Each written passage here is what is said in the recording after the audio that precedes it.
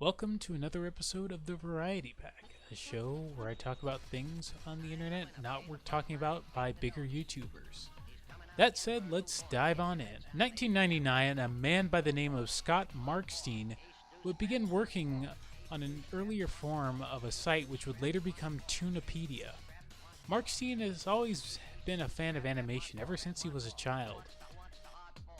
Back in 1981, he and his wife created Appatoons, an amateur press association devoted to animation. He would also edit Comics Review, a monthly anthology of newspaper comics from 84 to 87, and write for Walt Disney Comics in 92 to 96. The site would finally become active in February of 2001, and would host up to 1,800 articles about classic cartoons and comics.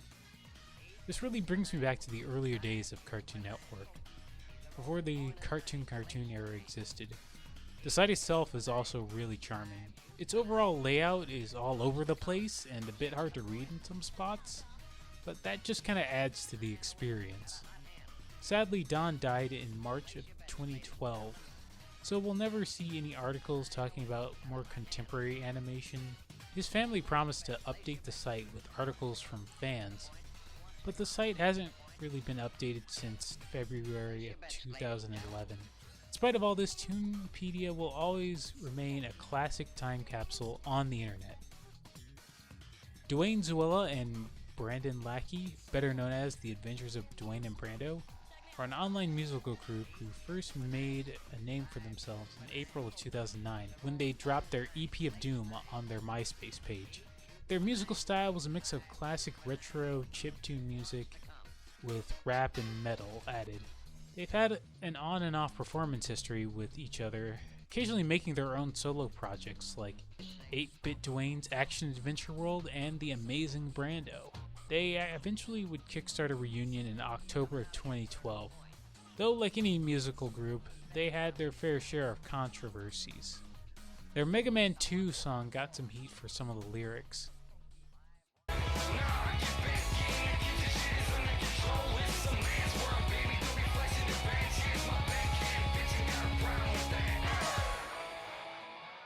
And as well as their song The Carpet is Hot Lava, which the music video as well as the song's subject matter featured domestic violence.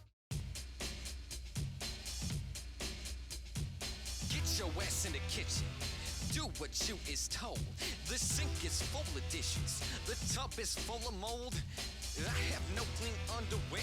I have to think of more chores. Get your ass on your knees with a toothbrush and scrub my fucking floors. Dwayne, dude, what the fuck are you doing? How many times do I have to tell you, dude? You're doing it all wrong. You gotta do it like this. Kick her in the face and the jaw. Kick that bitch you can't kick no more. Then you do a little jig like this. Like this? Then you hit her in the mouth with your fist. But in spite of all this, they've managed to weather that storm and are still kicking. I've actually been following Dwayne on Twitter for some time now. Not sure why I needed to add that or say that like it meant anything, but you know. He seems like a pretty chill guy. Has a lot of interesting hot takes. But speaking of pointless statements, while watching the original Deadpool movie when it first came out in theaters, I could have sworn that the Deadpool theme was sung by them. I mean, it wasn't, but I don't know. I guess it's like one of those Mandela effect kind of things or something.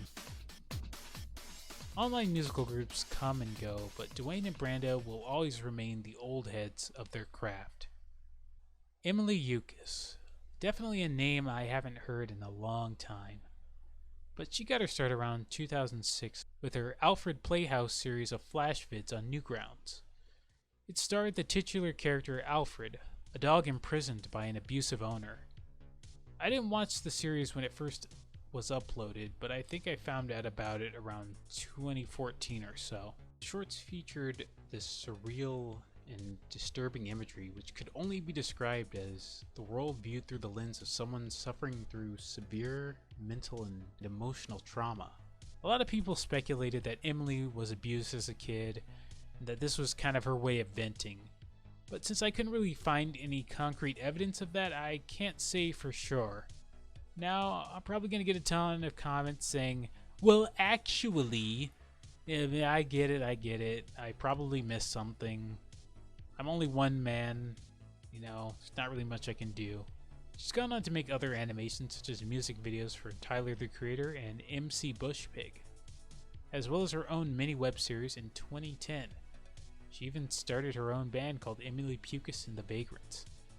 And as of 2016, she's joined the white supremacy movement.